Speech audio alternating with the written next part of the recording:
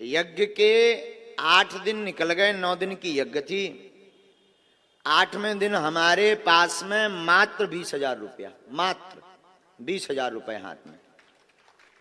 ब्राह्मणों की दक्षिणा ही हमें 4 लाख के लगभग देनी थी और भंडारे का सामान मंगवाना था।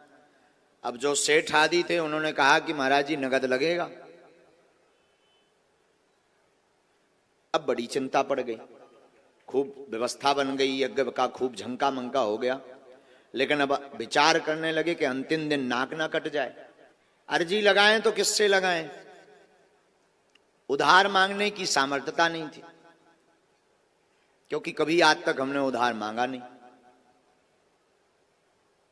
और इतने हम बड़े भी नहीं थे कि कोई हमें उधार इतनी बड़ी रकम 8-10 लाख रुपए दे दे। मन में था कि 3-4 लाख रुपया आ जाए तो ब्राह्मणों की दक्षिणा चुक जाए, भंडारे का देखा जाएगा, जो भी होगा सामान मंगाते हैं। तो एक सेठ को निवेदन किया कि हम आपका चुका देंगे, हर हाल में दे देंगे। उसने जैसे तैसे करके राशन सामान तो दे दिया, भंडारा तो बनने लगा, लेकिन अब ब्राह्मणों की दक्षिणा।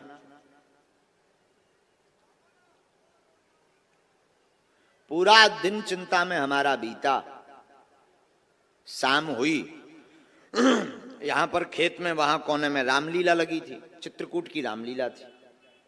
18 पुराण सामने, जहां पर जिगजैग बन रहा है वहां 18 पुराण बैठे थे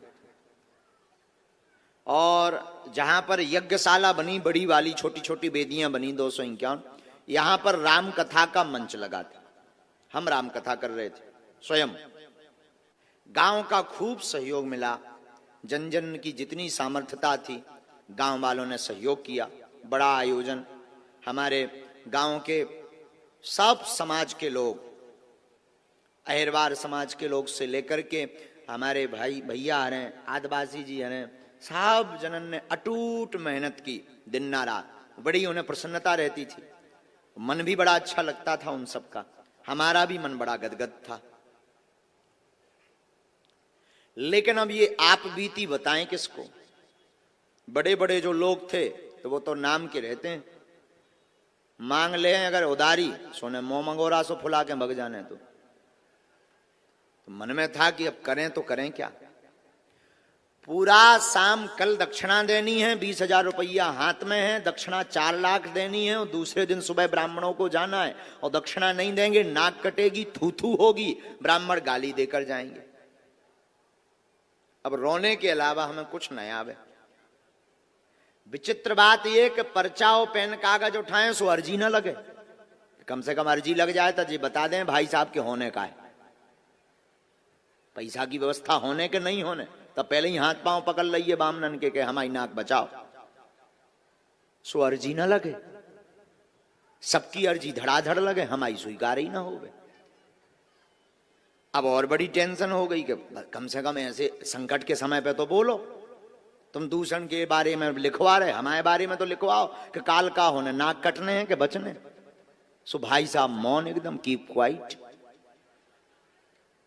अब बड़ी हैरानी, भाई साहब मतलब श्री हनुमान जी मौज की बात बोल रहे हैं। शाम हो गई, रामलीला चलती थी, चित्रकूट की रामलीला आई थी। रात के समय पूरा गांव आसपास के लोग देखने आते थे, बीच बीच में पुलिस भी कभी आती थी। लगभग 1-1:30 बजे जब रामलीला से लोग दर्शन करके चले गए, गर्मियों का दिन, मटकों में पानी भरा रहता था, हमें तो भोजन ना भय, एक रोटी का निवाला नहीं गया भीतर। मन में यही चिंता कि कल होगा क्या, और बार बार रोना आवे, बार बार आंसू भर में कि इससे अच्छा तो यज्ञ ही ना करवाते तो ठीक थी, या फिर किसी से उधार मांगे, पर मांगे किससे, कोई उधार देने वाला नहीं। बार बार हमारे आंसू भरें और बार बार हम सन्यासी बाबा और बालाजी का ध्यान करें, कोई जवाब ही नहीं। रात के 2 बज गए, 2 बजे तक कोई व्यवस्था नहीं बनी तो अब हम एकदम तड़फड़ाएं। एक झोपड़ी बनी थी, एक कमरा में जाएं, बार बार रुपया गिने, बार बार हैरान हों तो रुपया 20,000 के 20,000 में। हर जो नीम के पेड़े लगे हैं, अभी भी मंदिर में लगे हैं, मंदिर के नीचे में जो नीम के पेड़े लगे, इन पेड़न के नीचे जो है पानी के मटका भरे थे, पानी के मटका। मारे आवेश के हमें अंदर ही अंदर गुस्सा भी चढ़ी, रोबो भी आ रहा हो मन ही मन के, अब कीपे रुपया मांगी हो, इतने रुपया एक रात में को दे दे, 4-5 लाख रुपया चाहिए। मटका में पानी भरो और मटका हाथ में लेके बागेश्वर मंदिर की सीढ़ियां हम चढ़ने लगे, और जैसे ही 4 सीढ़ी चढ़े और 5वीं पे पैर रखो, सोई सन्यासी बाबा बोल गए, और मंदिर से गर्जना के साथ आवाज आई कि तू चिंता मत कर, सुबह तोरी व्यवस्था हो जाए यज्ञ की, जा। आंखों से झरझर हमारे आंसू बह गए और शरीर कप गए एकदम से, और हमने पूछा कौन? गुरुजी। तो बोले हूं की आवाज आई, ऐसी आवाज के साथ गर्जना की, शरीर के रोंगटे खड़े हो गए। हम जब मटका लेके गए और हमने जब जल चढ़ाया विश्व भोले बाबा बागेश्वर महादेव को, बालाजी को, और वहीं पर वो जो है लेकर चमीटा, और सुंदर मुख कमल सा चेहरा, लाल एकदम चेहरा, कोई बड़ी जटाएं नहीं, सुंदर मुख, बिना बालों वाला चेहरा, बड़ी बड़ी जे मोटी खड़ाऊं, यहां से पीला गमछा पहने और यज्ञोपवीत जो है मोटा सा पहने, और हाथ में चमीटा लेकर के हाथ पकड़े, बाल ऐसे पकड़ के हिला दे, बोले जा कल व्यवस्था हो जाए। कूद कूद के हम बहुत 5 मिनट तक नचे, और चिल्ला के हम फिर बोल पड़े कि आज हम राजा बन गए, आज हमें गुरुजी के दर्शन हो गए, और मन एकदम गदगद हो गया। एक नई बोलेरो गाड़ी आई, उसमें से व्हाइट शर्ट पहने और ब्लैक पैंट पहने एक व्यक्ति उतरा। तो हम तो बैठे थे, 11:30 बजे नहा धोकर पूजा पाठ करके, आज तो हम खुश थे। एक बोलेरो गाड़ी आई, उसमें एक व्हाइट शर्ट और ब्लैक पैंट पहने एक सज्जन उतरे। वो जो सज्जन व्हाइट शर्ट और ब्लैक पैंट पहने आए थे, एकदम अच्छे कपड़े, बहुत सुंदर से कपड़े, वो आके बैठ गए। हमने पूछा कि बताओ भाई कहां से आए हैं? तो उन्होंने बताया कि हम झांसी से आए हैं। उन्होंने हमें बताया कि हम जो है झांसी से आए हैं, और झांसी से आकर के दर्शन करने आए हैं। बहुत बढ़िया विराजो। हमने कहा प्रसाद पाया आपने? बोले अभी नहीं, हम बाद में पाएंगे। एक बैग वो काला लाए, बोले ये गुरुजी हमारे, आपने कृपा कर दी, हमारा भाई जेल में था और आपकी कृपा से जेल से निकल गया, 3 साल पहले अर्जी लगाई थी। हमने कहा अच्छा भाई का नाम क्या है? बोले वो सब बाद में बताएंगे, बैग लो आप। हमने कहा क्या है? बोले यज्ञ के लिए कुछ सहयोग है। हमने कहा आपको ही देना है।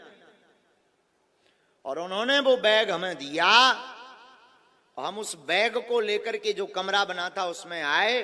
अब वो हमारे ही सामने गाड़ी पे बैठ के चले गए, और जब हमने वो काला बैग खोला तो उसमें लाल पेन से एक चिट्ठी लिखी थी जिस पर लिखा था जय सिया राम, और जब नोट गिने तो 4,98,000 रुपया उस बैग में मिले।